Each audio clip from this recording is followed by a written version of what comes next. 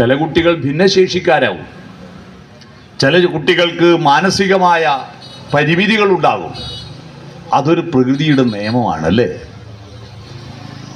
നമ്മൾ നട്ട എല്ലാ ചെടിയുമേലും കായ് ഉണ്ടാവില്ലല്ലോ.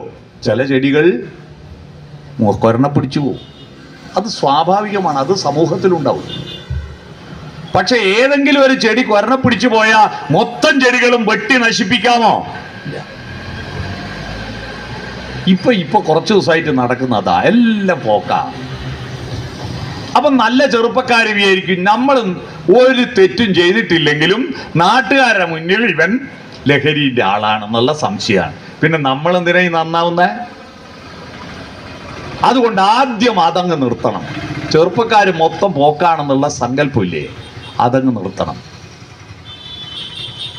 ഈ ലഹരിക്കടിമയാകുന്ന കുട്ടികൾ തോന്നിയവാസികളല്ല എന്ന് നിങ്ങൾ അറിയുക.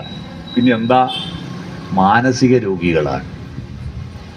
അവർക്ക് നല്ലതേത് മോശമേതെന്ന് തിരിച്ചറിയാത്ത പ്രായത്തിൽ അവരറിയാതെ അവരുടെ ഉള്ളിൽ ആരോ ലാഭം കാണുന്നവരെത്തിച്ചു കൊടുത്ത ആ ലഹരിയുടെ പ്രചോദനം തുടർന്ന് പോകാതിരിക്കാൻ നമ്മൾ അവരെ ചേർത്ത് പിടിക്കണം.